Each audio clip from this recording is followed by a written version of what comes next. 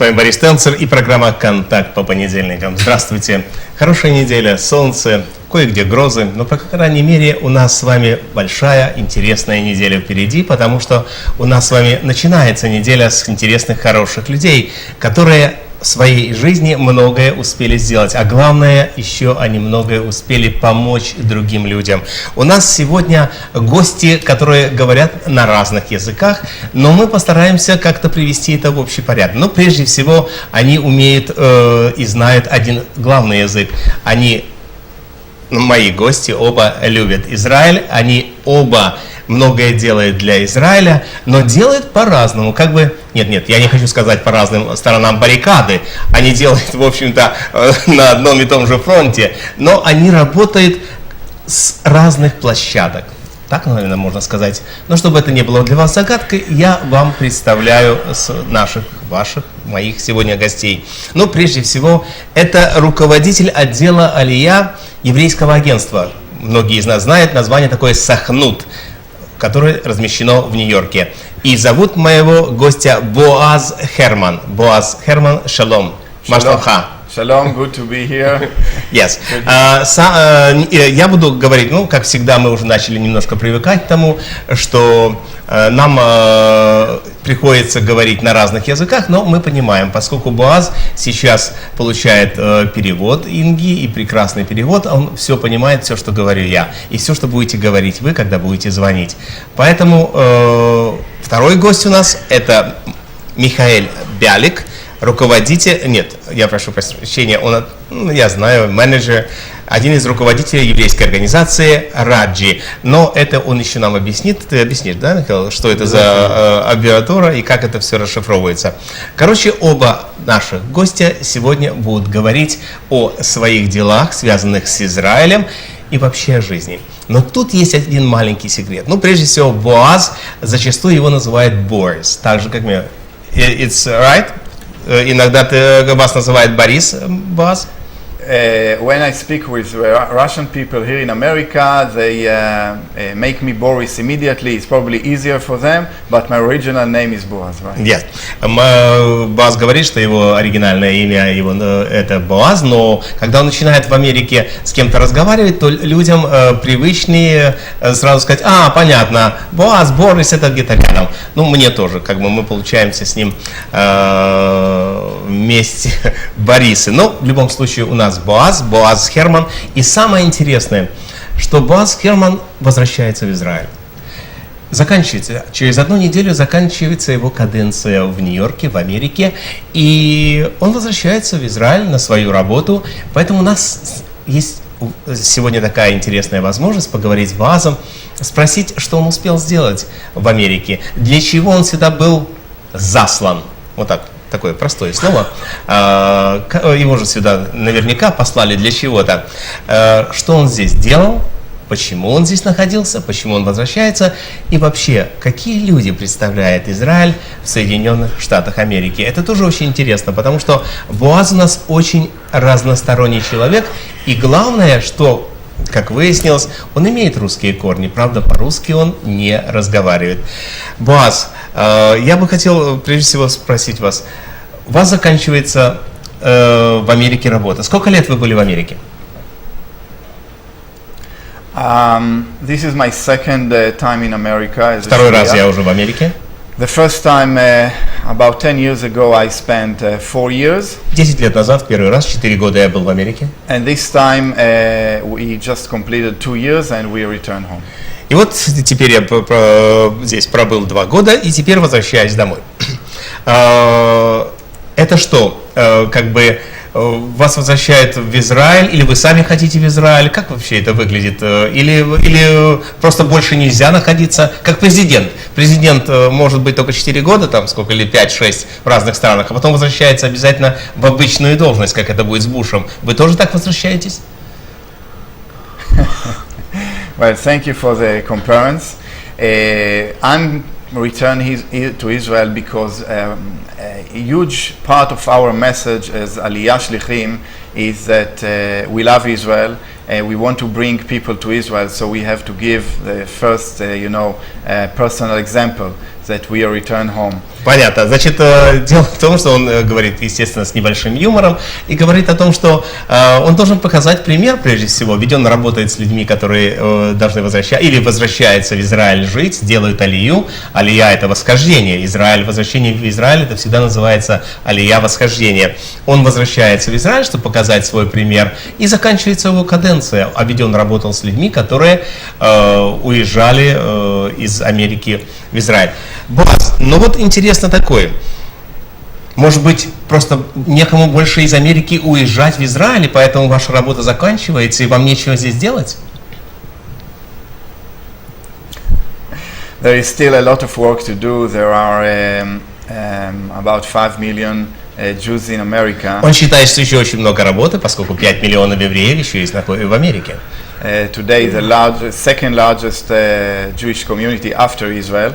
Это вторая комьюнити по своей величине после Израиля. But the good news is that Israel today, statistically, is the first Jewish community in the world. Ему приятно сказать, что Израиль все-таки первое место занимает сейчас в мире. And it's connected to your question before. Aliyah, for us, it's a strategical element for the survival of Israel. Для Израиля это очень стратегический, в общем-то, момент алия и возвращение людей в Израиль. And you spoke about my family and where I'm coming from.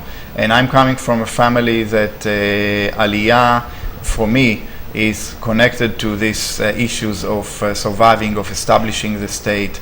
And, когда ваша семья приехала в Израиль? В какие годы? БОАЗ рассказывает о том, что он тоже из семьи, которая приехала в свое время в Израиль, совершила алию. Когда это было? В какие годы? When? Yes.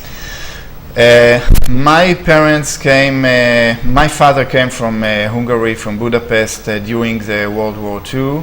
Это было во время Второй мировой войны, когда родители БОАЗа приехали из Венгрии. And my mother, who was born in Stanislavov, used to be Poland, escaped in the last train after it was invaded by the Nazi Germans. И его мама приехала из Польши. Вы слышали Станислав? Это город Станислав? Станислав. Станислав. Yeah. Приехала из Польши, и она успела практически последний поезд, который ушел из Польши накануне прихода нацистов в Польшу. My grandmother used to have a big theater in Stanislavov of Yiddish, and when they escaped, it was really the last train. They moved to Dagestan. И его бабушка была руководителем театра. Она руководила театром, или это был ее частный private or manager? She owned the theater with her husband, but she was also actor in this theater. Значит, она даже играла в этом театре, и они все успели сесть в последний поезд, уходящий из Польши,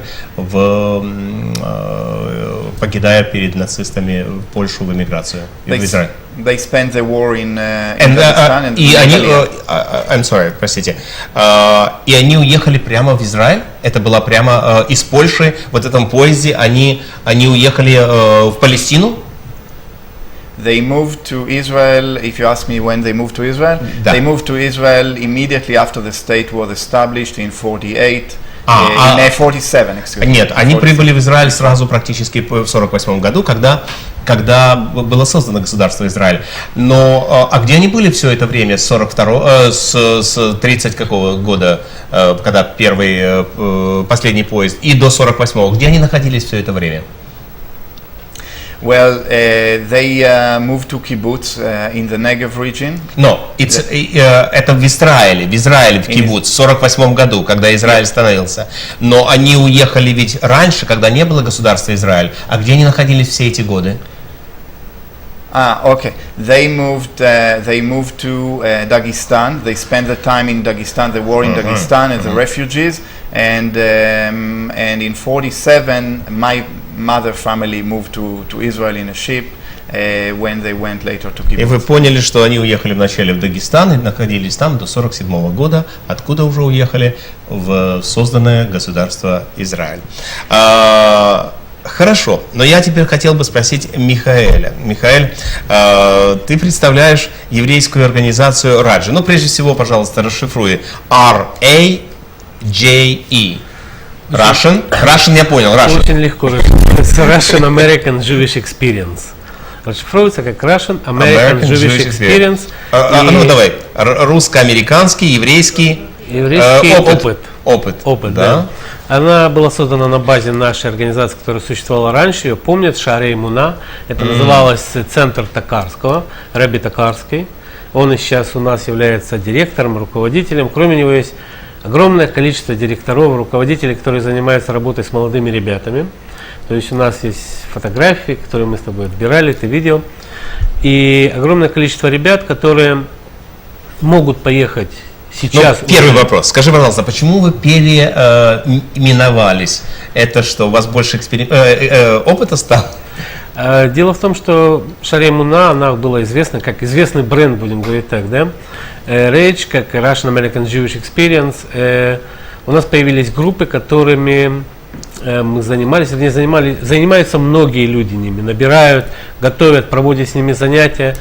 Это молодые ребята, которые приходят к нам, учатся. Учатся громко сказано, потому что это не та учеба, которая вот как привыкли, учеба такая. Учатся чему? Учатся тому, что вот еврейским традициям? Не то чтобы еврейским традициям, они не приобретают, может быть, традиции, но хотя бы вспоминают и узнают о них. Потому что одно дело, человек должен сначала узнать, а приобретает он уже потом, когда он хочет приобрести. Вот скажи, пожалуйста, вот мы только что говорили с БОАЗом о том, что еврейское агентство и отдел, которым он руководит, отдел Алии, да, они думают о том, как бы помочь 5 миллионам евреям из Америки переехать жить в Израиль. Хорошая идея, да, им есть чем заниматься. А ваш опыт, это что? Это та же помощь? Или как бы, окей, мы все-таки останемся в Америке, но будем знать немножко больше об Израиле? Ну, насчет того, чтобы уехать в Израиль, остаться в Америке, это, в общем-то, как по мне, это дело каждого. Это личный выбор. И мы не можем заставить человека или убедить его, или переубедить, или тащить. Это как бы его личный выбор. Но мы ему можем помочь понять, кто он. Мы ему можем рассказать, что есть еврейство. Давай посмотрим, что есть Израиль. Ты будешь рассказывать, и мы посмотрим несколько фотографий. Будьте добры, покажите нам фотографии, которые у нас подготовил Михаил перед передачей. Это вот мы довольно быстро это так ребята смотреть. Группы, которые вот у нас отучились. Это в самолете, это это они в аэропорту, они улетают. Мы сделали такой тур. Это через Европу, Израиль, Киев, Израиль, Будапешт, Израиль, Прага. А просто Израиль. прямо в Израиль не идет? А им интересно поехать и посмотреть побольше какие-то еврейские места. Это в Израиле, это такая ферма, где они катаются на осликах, их одевают в такую одежду, вот они как бы развлекаются. Да. Это Иерусалим. Это вот. Иерусалим, да? Да. Иерусалима я не вижу только руки подняты. Ну, Да. я понимаю, что только в Иерусалиме люди могут поднять так руки. Это наш центр, это наш центр на Брайтоне, это люди, которые вот к нам приходят, когда Слушайте, начинается. у вас прямо как университет в Ну, это не совсем университет, это девочки. Мадриде. Да, это наши девочки, которые вот показывают этот билет. У вас много невест, я понимаю, да? Ну, или больше и невест и женихов. Многие ребята знакомятся там? Да, обязательно. У вас свадьбы, да, всякие, и бар-мицвы, и понеслась дальше? И бар-мицва тоже есть. У нас, кстати, прошлый шаббат парнишка один сделал брит, и вот он пригласил всех своих друзей. А это и там же можно покушать? Каждый четверг у нас барбекю. Это на нашем бэк-ярде каждый четверг. Каждый четверг интересно. У нас барбекю. А когда больше людей бывает, ребят? Когда четверг или когда с пятницы вечером? Дело в том, что они в четверг приходят еще сначала учиться. У нас с 7:30 до 8:30 учеба. А вот они учатся, да? Да, а потом уже все... А лекторы это ваши штатные или это приходят люди, известные люди в еврейской комьюнити в Нью-Йорке? Значит, у нас есть и то, и другое. Поскольку мы, это один из наших мадрихов, его зовут Йосиф, или Джо, как его называют ребята. Скажем так, экскурсовод. Да? Не совсем экскурсовод, он мадрих, который... Ну, инструктор. Ну, да. Перевод на правильный инструктор. Нянька, взрослая нянька. Мадрих это инструктор. Вот, и у нас, мы являемся дочерней организацией Gateway. Есть такая американская организация, поэтому... Ну, это комментировать не надо. И так плачем, молодые, красивые девушки, живущие пока в Нью-Йорке. Если БОАЗ будет хорошо работать... Некоторые из них уже живут в Израиле. А, да, уже некоторые? Уже некоторые, вот крайняя справа, она уже уехала. А, вот они уехали уже в Израиль. У них все уехали. Сели на осликов и уехали. Класс. Спасибо, ты хорошо подобрал. Они только на остриках или на самолетах тоже? На самолетах тоже. БОАЗ. Как вам нравится вот такая вот работа вот, Михаэля и его организации? Как вы считаете, они ваши конкуренты или они ваши помощники? Oh, absolutely not competing. I think that our missions complete each other. Because if we talk about generation that came from Russia here to America, for him, for those or for her, for those people, the youngsters, this is their new homeland. Да, я должен успеть перевести, а то я уже забыл, что вы говорили вначале. Нет, это ни в коем разе не смущает меня, это дополняет нашу работу, потому что люди, которые приехали сюда, в Америку, это их дом, и они здесь живут, да. Now, what Michael and his organization do, and by the way, we in the Jewish Agency, we have the Department of Education. We also invest with people and activity in this education and connection to Israel. Оказывается, что в отделе Алии, в Сахнуте, в еврейском агентстве, есть такой даже отдел образования, который помогает вот таким еврейским организациям в просветительной деятельности и в поездках. We are in Aliyah, we pick the fruits of what Michael and our educational people do. Because he is first and you are second. Yes. Они, БОАЗ шутит о том, что как раз его отдел, его департамент, в котором он работал, Али, это как раз он работает с теми фруктами, которые в свое время посадил и взрастил Михаэль со своей организацией. Очень даже неплохо. What we say is we want people to be connected to Israel. This is good because this is basic for contribution to Israel and to have educational background and connection to Israel. Then later on, when they will grow up, they will decide if they want to move to live in Israel or to grow up here as a good Jewish who contribute to the community. Понятно. Значит, он говорит о том, что да, это очень здорово, если человек уже знает больше об Израиле, уже видел Израиль, уже подготовлен, а дальше его решение, будет ли он продолжать жить в Америке или вот сядет на осликов и переедет в Израиль. Я шучу, конечно, он садится на Боинг и отправится в Израиль. У нас есть видеоматериал, который принес и БОАЗ, который мы тоже постараемся сейчас посмотреть. Дело в том, что каждый год группа из несколько тысяч или сотен, сколько человек БОАЗ уезжает жить в Израиль каждый год из Америки?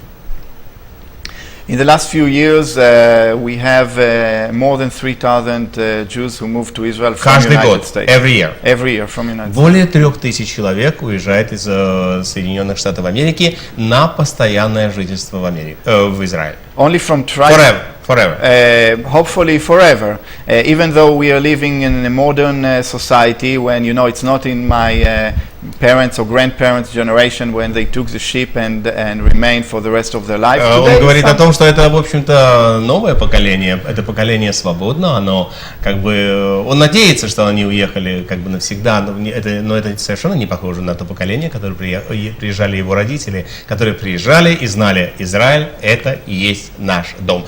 Давайте мы посмотрим, да, БОАЗ, посмотрим это видео, там есть маленькое видео, которое вы собрали в зале людей, которые накануне были полета в Израиль, правильно? Я говорю, вы принесли сегодня видео, которое мы можем кусочек посмотреть. Покажите нам, пожалуйста, первый фрагмент видео.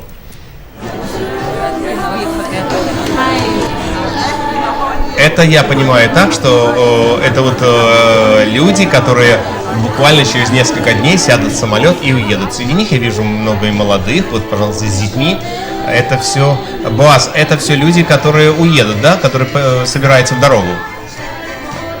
Yes, so what you see is an event when it's a send-off, when we have a party before they go to Israel, and we explain them what they need to do when they land in Israel. And of course, the gathering is important also to give them good feeling that they are not alone in this journey. Да, это действительно такое мероприятие, такое парти, такой вечерний такой ужин, на котором представители разных организаций рассказывали и инструктировали: вы приезжаете через несколько дней в Израиль, что вы должны в первую очередь сделать, на что вы обратить внимание, на что вы можете рассчитывать и что вас там ожидает, скажем так.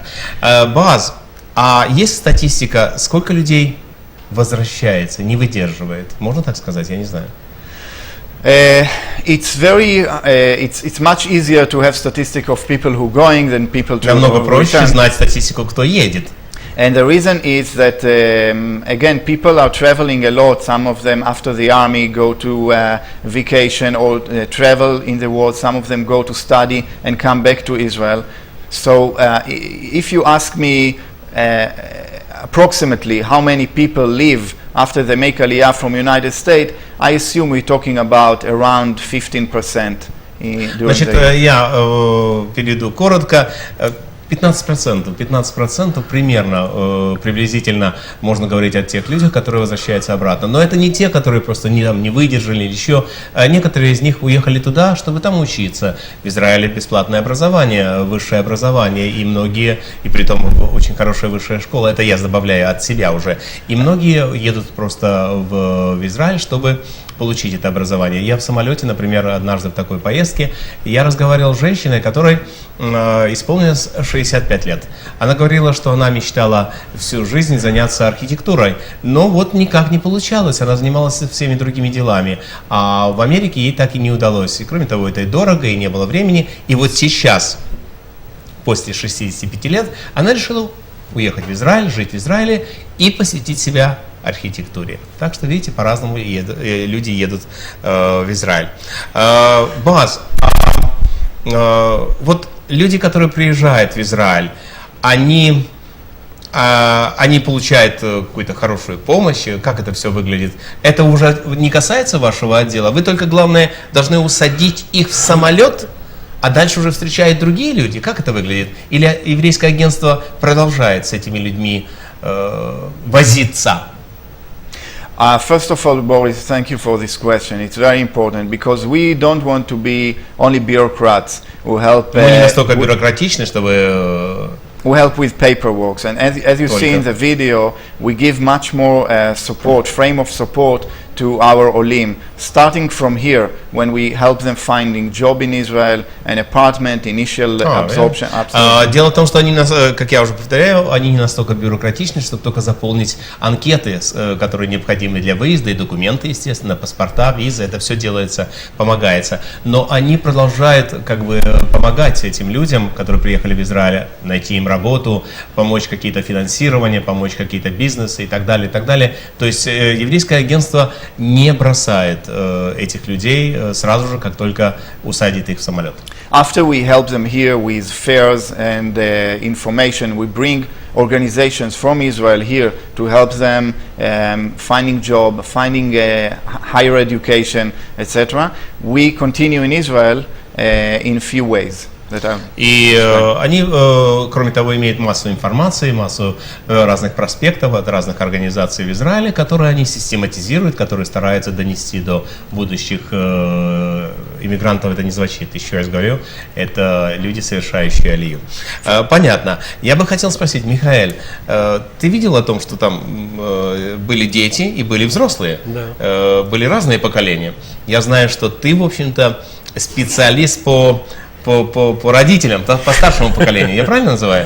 Потому что я смотрел фотографии там, ты всегда в окружении пап и мам. Ну, специалист по родителям звучит очень как-то так угрожающе. Давай сначала, как бы организация RAJE, да, она как бы организация сделана в первую очередь для детей, ну как для детей, для людей до там молодого 25-26 лет, 27, не знаю, может. Но ты был в окружении постарше. Да. Но эти ребята, есть две программы. Есть программа Таглит, которую прекрасно знает, наверное, БОАЗ. Вот есть программа, по которой они учатся у нас и едут через Европу. И есть программа, которой занимаюсь сейчас я, называется «Родители вслед за детьми», которой мы занимались когда-то вместе с организацией «Эзра». И это программа, когда есть туристическая поездка.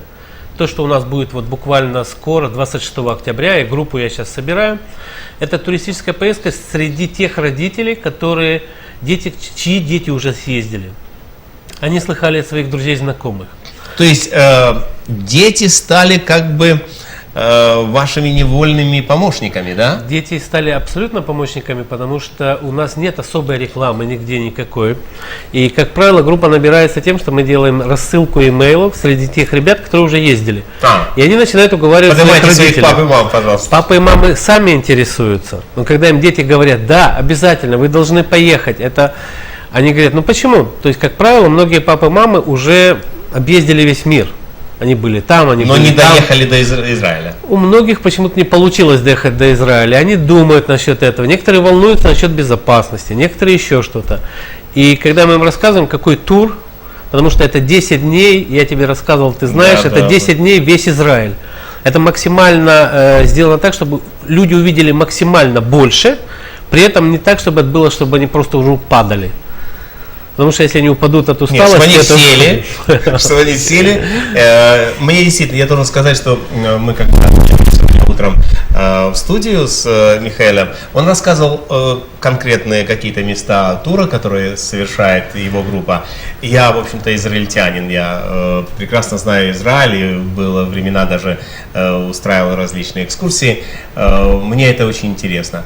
Но вот слушая его, я вдруг почувствовал, что я тоже опять хочу в Израиль. Настолько это все здорово звучало.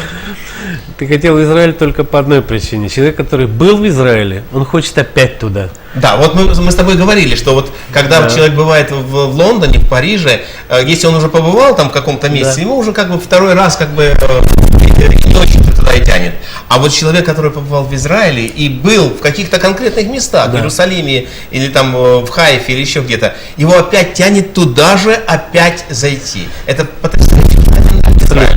Абсолютно. При этом у нас есть, как бы, как мы называем, какие-то эксклюзивы, которыми мы не то чтобы завлекаем людей, но я, например, очень не то чтобы там воевал, но отстаивал идею, чтобы мы в пятницу вечером, когда начинается шаббат, были возле стены плача. Ты, наверное, был. Ты так рассчитываешь специально, чтобы подошли прямо вот... Абсолютно, чтобы нас привезли. Мы пришли все, когда начнется Кабола Шаббас, и когда там собирается 5-10 тысяч человек, и танцуют, и поют, и молятся. Разные люди. Религиозные, нерелигиозные. Это впечатление, которое ты увидишь только в Иерусалиме, только в пятницу и только вечером накануне шаббата. И нигде никогда больше. Вот это прекрасная нота, чтобы перейти нам с вами, уважаемые телезрители, к рекламной паузе. После этого мы с удовольствием продолжим наш разговор с Боазом HERMAN и Михаэль BIALIK. Мы говорим о том, ехать в Израиль, жить в Израиле или оставаться в Америке, но в любом случае знать больше и об этой стране, и о своем народе. А сейчас реклама. Я сын папаши Карла Буратино, вам расскажу о тех, кого люблю. Про Кагановских, Лазаря с Элиной. Я к ним иду всегда, когда скреплю. К ним с Медикером бегает Тортила, и с Медикейдом ходит Дуримар. Их плаза пол Нью-Йорка излечила. Бегут к ним все, кто молод и кто стар. Ocean Medical Plaza представляет доктора Ирину Плескову. Специалист в области онкологии и гематологии, доктор Плескова занимается всеми видами онкологических заболеваний, проблемами свертываемости крови, такими заболеваниями крови, как анемия, лейкемия, а также лейкозами и лимфомами. В офисе немедленно предоставляются результаты ультразвуковых и рентгеновских исследований, проводятся анализы крови, биопсия и химиотерапия. Вам нужен высококвалифицированный, ответственный врач. Это доктор Ирина Плескова. Ocean Medical Plaza – золотой ключик к вашему здоровью. Здравствуйте, меня зовут Марина Ковалева. Я президент Russian American Foundation. Вам нужна информация по трудоустройству и образованию. Вы нуждаетесь в медицинском обслуживании, но оно вам не по карману. Чтобы узнать обо всех услугах, наберите 311, линию информации муниципального правительства. Звонки конфиденциальные. Наберите 311, подождите ответ оператора, затем говорите по-русски. Наберите 311, где операторы говорят на вашем языке. Компания Теленет объявляет новые расценки по следующим направлениям. Россия, США, Канада от 1,9 центов в минуту, Украина от 10,9 центов в минуту, Беларусь от 19 центов в минуту, Литва от 9 центов, Молдова от 13,5 центов в минуту, Германия, Австралия от 3,5 центов в минуту. Звоните нам 1-888-214-24-44 и 1-800-864-40-99.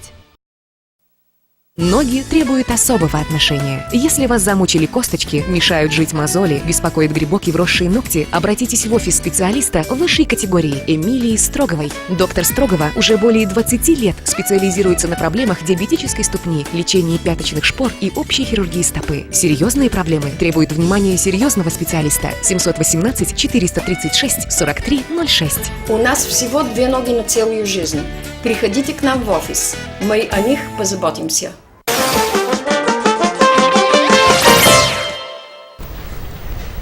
С вами Борис Тензер, и мы продолжаем нашу передачу.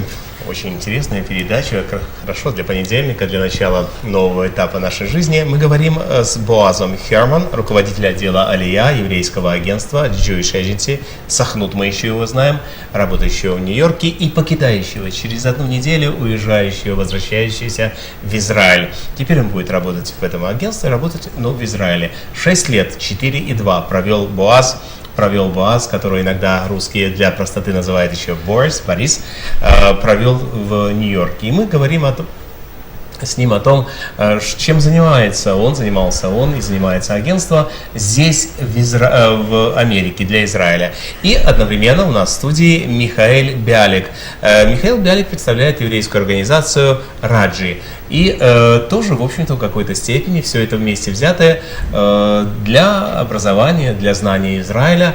Один человек помогает, то есть я имею в виду Михаил, помогает знать больше Израиль, а Боаз помогает, когда уже знаешь Израиль, поехать туда и попробовать пожить. Я говорю попробовать, потому что 15%, как сказал Боаз, 15% людей возвращается обратно.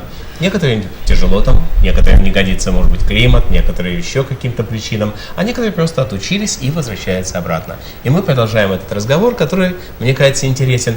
И я хочу попросить сейчас показать номер телефона на вашем экране, чтобы вы могли тоже участвовать в этом разговоре. Задавайте вопросы, комментируйте, звоните, участвуйте в нашем шоу тоже. Боаз, мне бы хотелось спросить вот о чем. Когда еще люди только приезжают в Израиль, вот первый момент, они приехали, они сошли с самолета, естественно, там уже их встречают, порой премьер-министр Израиля, все это очень красиво, очень здорово. А вот как все-таки дальше? Вот это самый такой, в моем представлении, самый сложный момент человеческий. Была Америка со всеми многими своими сервисами, достоинствами, и вдруг Израиль. В Израиле не все так просто. Мне бы хотелось все-таки вот эту вот часть, потому что ведь вы возвращаетесь сегодня в Израиль, вы заканчиваете свою каденцию, вы едете в Израиль, и вы будете сейчас работать вот в этом агентстве, будете работать там, в Израиле. Что вы намерены делать и как это все будет выглядеть? Okay, first I'll tell you about the Olim. We realized long time ago that it's not enough to bring the people to Israel, but most important is what service to give them there. So we have few ways. One is special project to match between Israelis and a new immigrant to help Значит, у нас есть несколько, говорит Боаз, я сейчас постараюсь вам объяснить, у нас есть несколько путей абсорбирования или я не знаю, как это еще сказать, людей приспособить к жизни в Израиле. Прежде всего, это контакт израильтян с новыми иммигрантами. Yes, absolutely. We name this program At Home Together, Babait Ubeyachad. So we want. Они называют даже эту программу, я попробую перевести это. Мы вместе в доме, вместе в доме. This one program. Another thing is that we establish a job center to accompany, to escort people to their first interviews and to give them offers and to help them, to take them hand by hand to their first experience in job. Второй путь и вторая инстанция – это центр трудоустройства, где чуть ли, как говорит Боаз, чуть ли не за руку им помогает пройти интервью, составить резюме и пройти первые шаги устройства на работу. We have also a big information center, calling center in Israel for people who need help. И они имеют также центр помощи, центр, в котором всегда люди могут позвонить и, если у них есть проблема, получить ответ. And of course we have the absorption centers for people who need in the first few months some kind of, let's call it incubator with all the services until they will fit into the society and will move to their own homes or apartments. Ну и у них есть такой центр, вот он говорит, инкубатор, в котором есть много-много разных сервисов, и если кому-то что-то понадобилось, то в этом инкубаторском центре можно будет получить все, что угодно. У нас есть звонки, и мы будем параллельно слушать наших телезрителей. Ольга, у нас на линии, у нас сейчас в студии Ольга. Ольга, здравствуйте, вы с нами? Здравствуйте, я очень рада слышать вас, и я очень счастлива вообще, что есть такая передача. Для меня это очень интересный и больной вопрос, потому что мы живем в Нью-Йорке уже много лет и хотим уехать, эмигрировать в Израиль, но не знаем, когда и что. Потрясающе, потрясающе. Мне кажется, вот сейчас мы БОАЗа и спросим, как это так? Вот в Нью-Йорке, прямо здесь, у них под крылышком живут люди и не знают, куда обратиться. Мы сейчас его все поспрашиваем. Да-да, слушаем вас. Вот, так, вопрос такой. Конечно, у нас есть дети, и мы хотим уехать туда. И единственное, что мы не боимся ничего, потому что если нужно будет воевать, нужно будет встать за сборную Израиля, мы рады. Но единственное, что нас беспокоит, это как мы будем там, находясь в Израиле, с финансовым положением, потому что я знаю, что очень тяжело насчет работы. Так что помогли... Значит, ваш вопрос, как помогает еврейское агентство «Первое время», когда у вас не будет еще работы? Да, как нам будет, то есть, как мы будем там реализовываться и жить. Это единственное, то, что мы вот знаем, что очень тяжело в Израиле в плане работы. Есть ли вообще такая организация, что может помочь с работой в действительности? Хорошо, понятно. Я надеюсь, что БОАЗ сейчас получил прекрасный перевод Инги и Каролины, и БОАЗ готов отвечать. Her name is Olga. Ольга, да.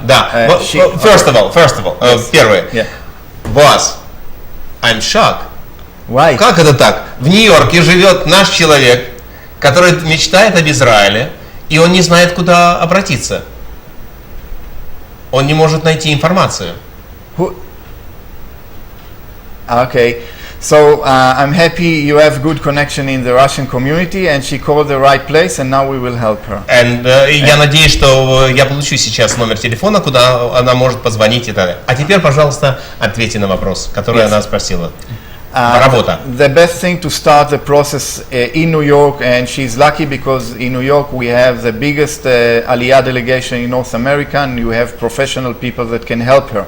Значит, прежде всего, Нью-Йорк это самый большой центр, который помогает сделать алию, репатриацию в Израиль. И поэтому здесь есть профессионалы, которые с удовольствием вам помогут. The telephone number to call is 212 339 6063 extension 3. Я повторю. 212 339 6063. Дополнительный номер надо набрать 3. Я повторяю. 212 339 6063. Дополнительный номер 3. Позвоните по этому телефону, Ольга, и получите максимум информации, старайтесь как можно вытащить из них все, что только возможно. Что-то еще? Потому что мы имеем сейчас следующий звонок. Элла.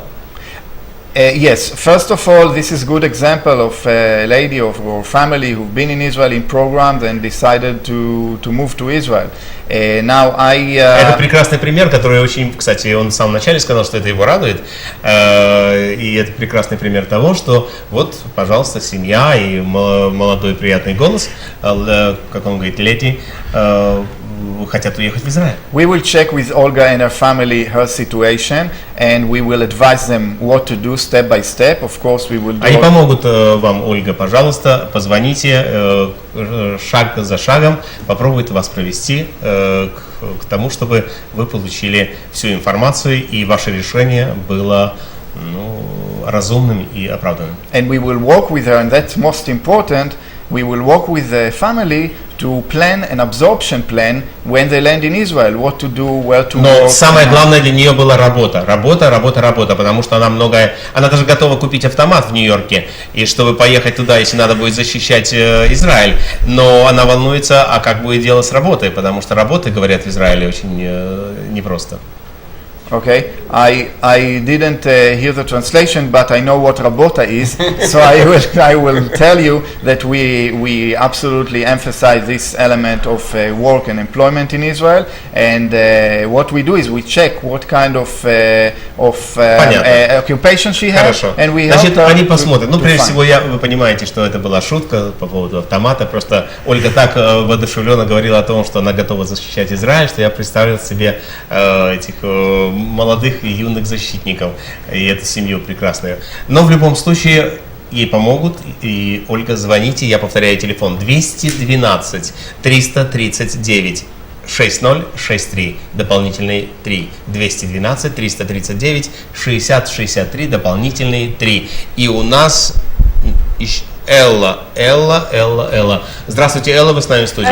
Доброе утро, спасибо большое, прекрасная передача. Я принадлежу как раз ко второй группе, а именно, что я была в Израиле, я очень люблю Израиль, и вот меня тянет туда. С удовольствием бы поехал туда жить, но есть сомнения по поводу климата, потому что все-таки мне уже очень много лет.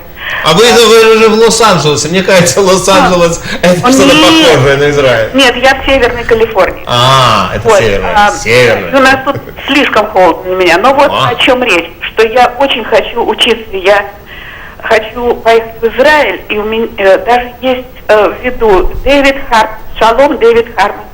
Хартман Институт. Здесь выступал как раз по вашему радио Равин и Дэвид Хартман. И я просто была покорена им, и мне очень хочется поехать туда, к нему учиться. У меня никак Ваш вопрос, в Израиле. ваш вопрос, Элла. Помочь. Скажите, что вы хотите спросить вас, или вы просто комментируете?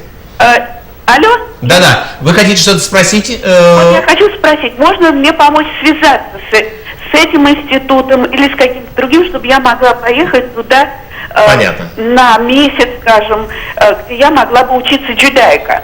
Понятно. Хорошо, мы сейчас спросим. Михаил, может быть, у тебя есть какой-то ответ на этот вопрос? Ты говорил о том, что вот, может быть, учиться, может быть, еще что-то. Вы каким-то образом тоже участвуете в этих программах? Чтобы человек поехал на месяц? Мы участвуем в таких программах. Но весь фокус в том, что в основном по этим программам и на месяц, и на 3, и на полгода, и на год едут ребята молодые, девушки. Есть такие семинарии, так называемые, ну, не ишива для девочек, но семинарии, где они что-то изучают, основы какие-то. То есть ты имеешь информацию только о... Человек пожилой, который хочет поехать в какой-то институт. Почему? Проще всего, конечно... У Ольги прекрасный молодой голос, поэтому мы не знаем его возраста. Я имею в виду человек, который постарше. Пожилой от российского поживший, имеющий опыт. 20 лет можно быть пожилым человеком, иметь опыт, а в 50 и в 60 можно быть все еще маленьким ребенком. Понятно. Короче, какой твой совет? Ну, найти тот институт, найти этого человека, который понравился, и связаться с ним. Тогда мы спросим еще и Боаза, но как раз она хочет координаты. Боаз, есть у вас какой-то совет Ольги, которая желает найти этого священника? Я прошу прощения, раввина. Я вспомнил еще одну группу, которые до этого звонили нам. Да, пожалуйста. Advice, you have to be specific because I didn't hear all the translation. Я повторю. Дело в том, что нам позвонила молодая женщина. Она недавно слышала интересное выступление, лекцию раввина из Израиля с какой-то организацией. Она не очень хорошо знает, как ее найти, эту организацию. Она может обратиться тоже к вам? Yes, she can contact us. Hartman Institute, I think she mentioned, right? Yes. She can contact us, ask to speak with me, and I will find. Да, действительно, вы можете позвонить по этому же телефону, который контакты я вам указывал, и БОАЗ знает об этом институте, и он поможет вам связаться непосредственно с лектором, раввином, которого вы слышали, который вам понравился. А я повторю, 212 339 6063, дополнительный телефон 3, BOAZ HERMAN. Боаз, я знаю, что вы человек разносторонний, что, ну, во-первых, родители, ваши прародители знали русский, говорили на русском языке. Сами вы говорите, знаете немножко хотя бы? Well, I was born in Israel in the time when it was very, very cool to be an Israeli immediately and to speak Hebrew. So, я родился в такое время, когда в Израиле было главное как можно быстрее стать израильтянином и говорить только на хибру, поэтому никаких других языков в это время не культивировали.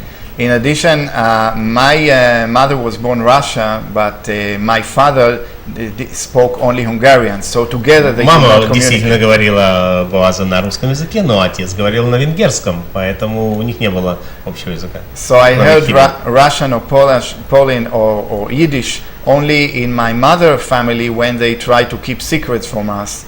И так же, как и мы в советском, как в бывшем Советском Союзе, наши родители порой хотели что-то сказать секретно от детей и говорили на идише, точно так же, оказывается, и в семье Боаза люди говорили на идише, но это был секрет. Сам Боаз не знает.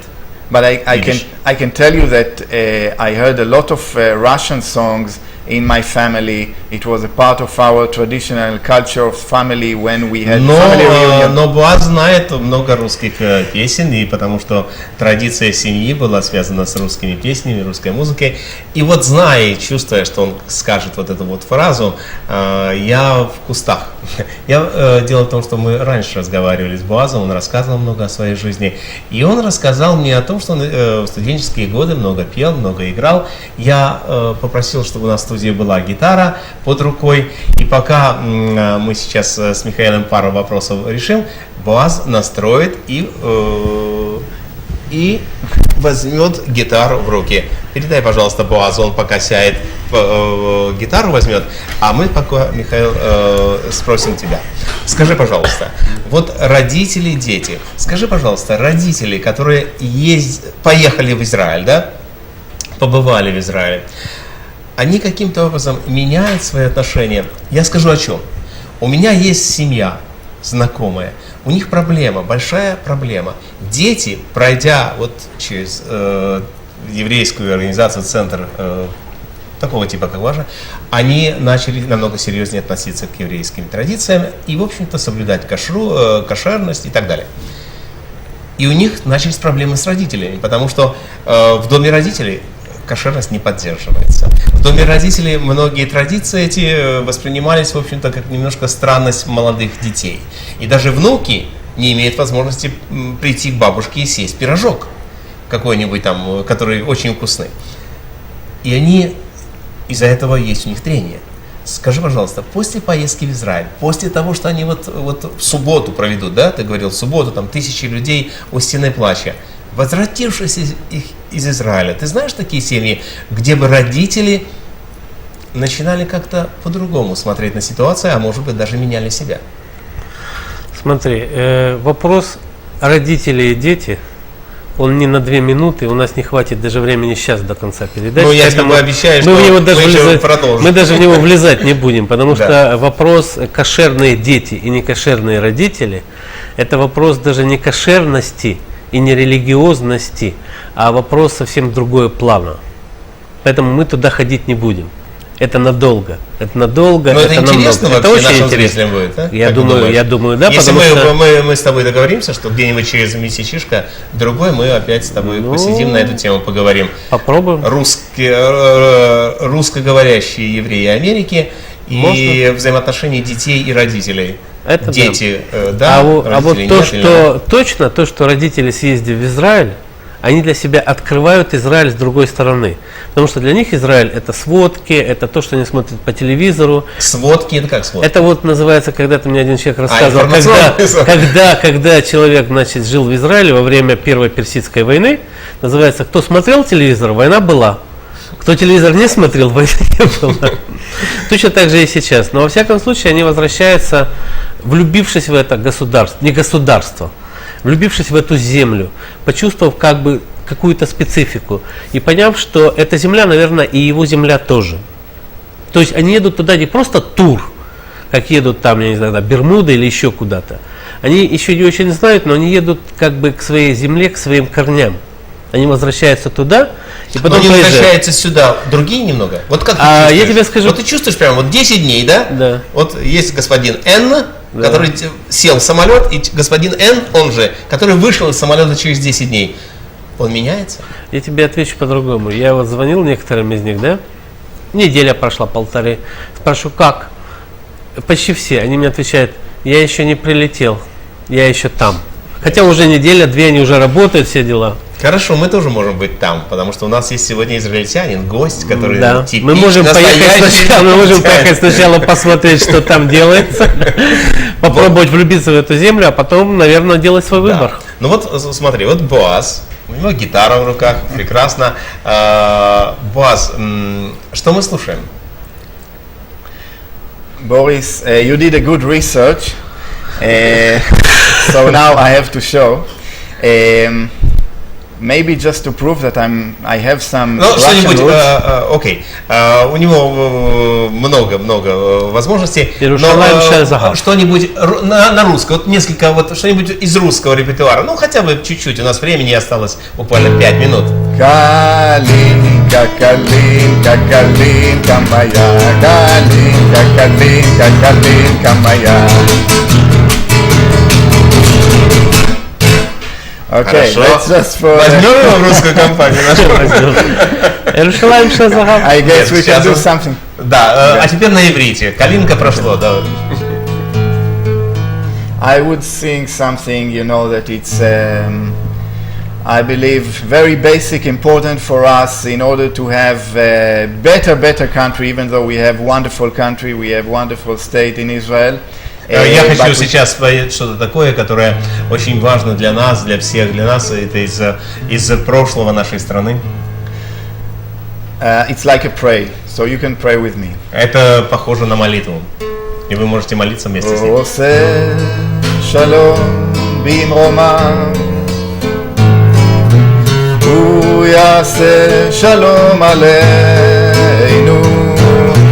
ועל כל ישראל ואמרו אמן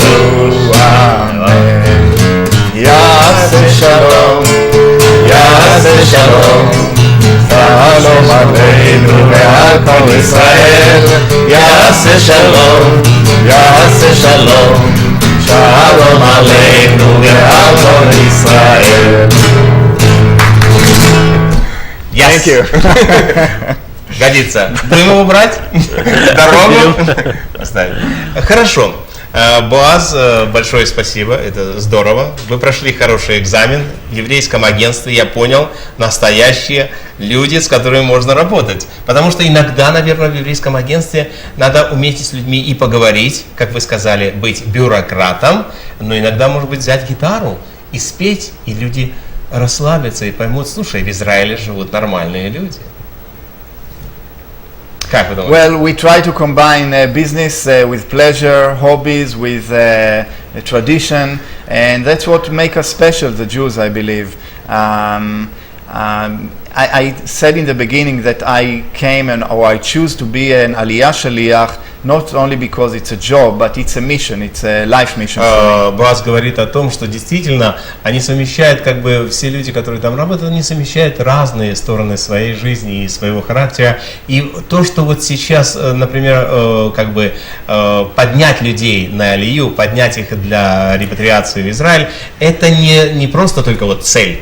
Это то, что внутри них самих живет и находится. I grew up in a period when we said, there used to be a saying, "Me'ole le'ole kochenu ole." From new immigrant to immigrant, we strengthen the state.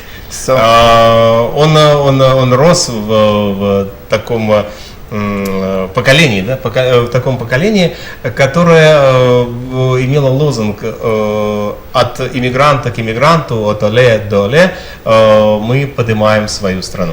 So I choose to come to America, which is the second largest community in the world today. And Я действительно выбрал возможность поехать в Америку, поскольку это второе самое большое сосредоточение евреев в мире. Because I believe not only that Israel need more new immigrants, but today we have a lot to offer to people in Israel, and you cannot do it without passion, without love, without believing in this idea. И мы не только должны как бы думать о том, что вот все больше людей как бы в Израиль, но и донести тем людям, которые находятся где-то, донести им и уважение, и наши отношения, и нашу культуру. So I will not tell you that I'm singing to my olim every day in the office, but I can assure you that I do it with a lot of love and belief. БОАЗ говорит, что он признается в том, что не каждую минуту в своем офисе он только сидит и думает о новых иммигрантах, о более, но в то же время всегда в нем присутствует любовь и хорошее отношение к тем людям, которые думают и хотят быть в Израиле. Михаил, сколько раз ты посещал Израиль? Не надо напрягать свой большой лоб. Я не помню, честно сказать. Даже не помнишь. Ну, много раз, конечно. Я не помню точно. Не буду врать. И вот когда ты едешь в Израиль, есть у тебя ощущение, ну, как такого легкого трепета? Я не знаю, наверное, нет у меня такого легкого трепета, а есть такое ощущение, как будто ты каждый раз возвращаешься домой. Хотя возвращаешься домой сюда, к семье, но вот все равно как будто возвращаешься туда. И я всегда немножко завидую тем людям, которые едут с нами в группе первый раз, потому что я знаю, что с ними будет потом, какое ощущение. Прекрасно. А у меня уже этого ощущения не будет. Господа, наше время подходит к концу. Вот БОАЗ как раз возвращается в Израиль. Домой. Да. Тут уже без всяких вариантов. БОАЗ, я очень благодарю вас, что накануне поездки, я понимаю, что ваши все вещи уже в контейнерах, вы уже практически мыслями и душой уже вернулись в Израиль. Я желаю вам хорошей работы в Израиле. Приезжайте в Америку, а я с удовольствием приеду к вам в Израиль. Так что до встречи, я надеюсь, что наши встречи эта встреча не последняя. Михаил, я желаю тебе в октябре вместе со своими родителями поехать и тоже, чтобы все было удачно. И я признателен, что вы нашли время быть сегодня на передаче. И вам, уважаемые телезрители, я хочу сказать, что большое спасибо, вы смотрели передачу «Контакт по понедельникам» и начните неделю с улыбки. С вами был Борис Тенцер.